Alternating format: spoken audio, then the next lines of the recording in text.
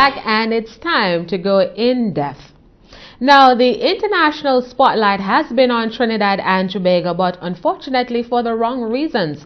Former National Security Minister and FIFA Vice President Austin Jack Warner has been embroiled in the latest scandal rocking the football organization FIFA. Warner is facing possible extradition to the United States after he was indicted on corruption charges, including racketeering and money laundering. Now, those developments have taken a new twist. Warner alleges that FIFA funds were used to finance Trinidad's 2010 general elections, and he has threatened to spill the beans on Prime Minister Kamla Prasad-Bisesar. Now, to help us discuss these issues, we are joined by Trinidad journalist and executive producer at CNC3, Samson Nanton. Welcome, Samson.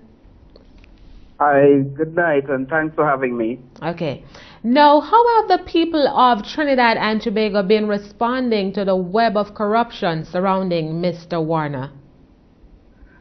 Well, there's a sort of mixed response that we're getting. There are those who are condemning Mr. Warner for the negative public image that Trinidad and Tobago now has, international image that is, that Trinidad and Tobago now has as a result of these allegations.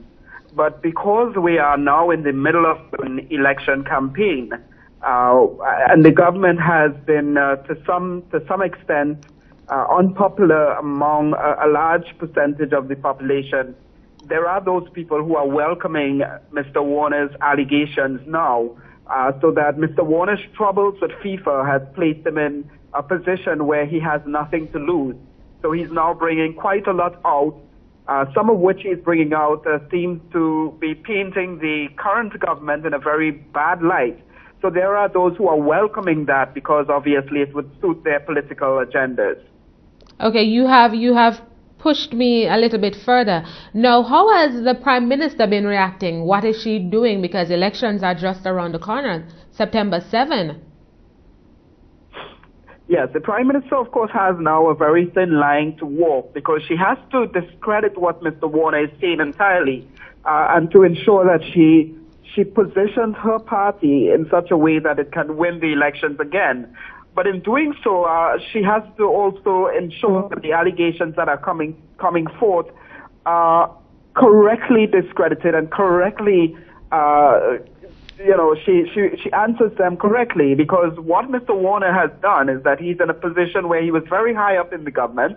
He was very popular. He served as acting prime minister of the country many times. So to just dismiss his allegations without, proving otherwise, it's not really winning the support of anyone here in Trinidad and Tobago. So the prime minister is forced in a position where she cannot just dismiss it as wild allegations, but she has to come out and prove that Mr. Warner is not correct. And so far we have not seen that. Tonight, of course, the Prime Minister has the first political meeting since she announced the election date. So we're hoping that tonight we would hear more from her about these allegations that Mr. Warner has made. But how can the Prime Minister really prove that she is in the right and Mr. Warner's sentiments are just allegations? Because Mr. Warner was the FIFA executive and Mr. Warner was a government official. How does she goes through that conundrum? Yeah, it's a difficult thing because what Mr. Warner is doing is not just making allegations, but in many cases he is providing what appears to be very authentic documents to support it. For instance, he has been saying that he has used FIFA money to fund different arms of the People's Partnership government in terms of the election campaign, and even to help the wives of some of the ministers. In one case, one wife of a minister, he alleged, received money to study abroad. So he is now providing what seems to be checks, different sort of documents that appear to be very authentic. And having served so high in the government, it's very hard for people to disbelieve what Mr. Warner is saying, seeing these documents, hearing the allegations, and of course, without any sort of discredit coming from the government that is very, very substantial. What the government is saying basically is just that Mr. Warner is lying, or that his problems are not with the government, but his problems are with the FBI in the United States. But they are not going further to say, well, look, to prove that these checks are not correct or these checks are not authentic. And it's creating that sort of void. People are tending to believe what Mr. Warner is saying now. Okay, I can imagine that this must be a good time for the opposition PNM. How is Dr. Rowley capitalizing on this? I'm going to have to beg you to repeat that question. I didn't hear you clearly. Sorry. How well is Dr. Rowley capitalizing on this UNC drama? How well is he capitalizing, the opposition PNM? Yes, no, it's a very, very tricky game because Dr. Rowley has not come out publicly and condemned Mr. Warner as yet. He did say he's waiting for more evidence and he'll wait to see how the police addresses it.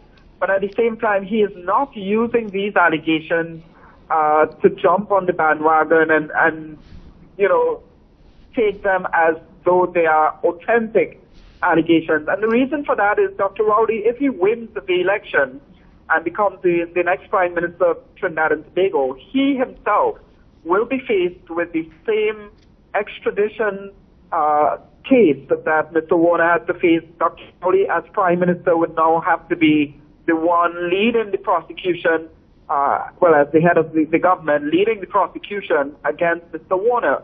So he does not want to appear now to be supporting Mr. Warner and accepting all these allegations and then have to face a situation where he has to be the head of the government that is prosecuting the extradition case.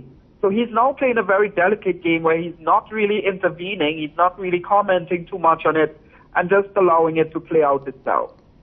What are pundits saying, Samson? Because it now boils down to campaign financing. Are there proper legislation in place for politicians in Trinidad to ensure that they dot the I's and cross the T when they're soliciting funds for campaigning?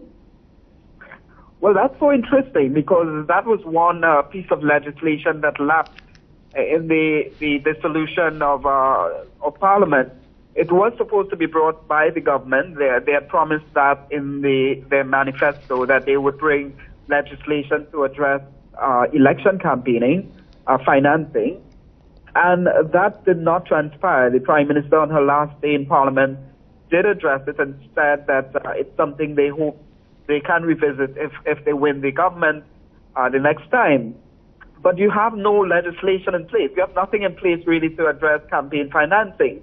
So it's going to continue, and in the same way that you can have someone similar to Jack Warner funding a large part of the government's campaign without any sort of check and balance to ensure that this money is not, gained illegally, and also to ensure that this money is above board, that people are not being spending on the government and then asking the government for favors in return. So the whole issue of election financing is still something that has to be addressed in a very significant way. I would imagine. But what's the mood of the people? This big Jack Warner scandal, and then we are hearing that a general election is coming on September 7. Is the atmosphere right for general elections? Well, it's getting there. Generally, in Trinidad and Tobago, we tend to have an election date called 6 weeks to a month before the election itself. In this case, you're talking about 2.5 months, almost 3 months in entirety. And to sustain a campaign for that long, it's probably going to be asking a lot more. So what is happening is that it's now picking up. We expect that throughout the next 2.5 months, we'll hear a lot more allegations from Mr. Warner and others, and that this campaign will really be dependent on how those allegations are addressed. Okay, let's turn a little bit back to Mr. Warner. He's been very resolute. He's innocent. That's his profession. He is innocent. He seems quite strong, and he's been still making gains in his party ILP. Yeah, Mr. Warner still has a large degree of support from his party. It's difficult to gauge right now how many people are coming out simply because they support the party, as opposed to how many people are coming out just to hear what Mr. Warner has. But you are still finding a large number of people supporting him.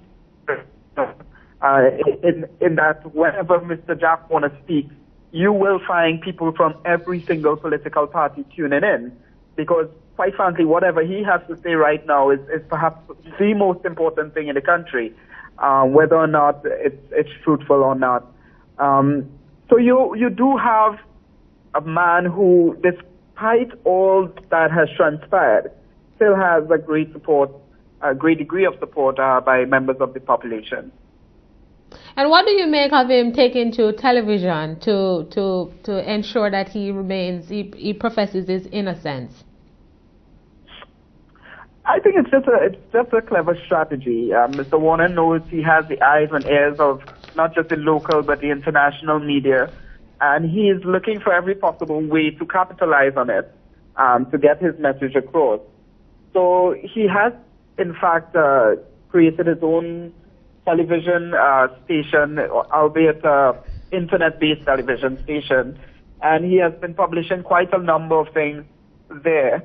As you know, he also owns his own newspaper, the Sunshine newspaper, where he has been revealing quite a lot in terms of the documents as well. So he's using as many forms of media as possible and capitalizing on local and international attention from the media to get his message across. Okay. And I can imagine that the newsroom is abuzz now with all the latest happening with Jack Warner in Trinidad and Tobago. Oh yes. It's certainly not going to die down anytime soon, and it's really the story of the day, and we believe it will continue for some time, because a lot of what is transpiring now is also being generated internationally. So even though the story may die down locally, there is always something that pops up in the international media about Jack Warner that keeps the story going. Okay, thank you so much, Samson. All right, you're welcome. Thanks a lot for having me. You're welcome. That was Samson Nanton providing us with an update on the latest out of Trinidad and Tobago as it relates to the accused Jack Warner, the former FIFA vice president.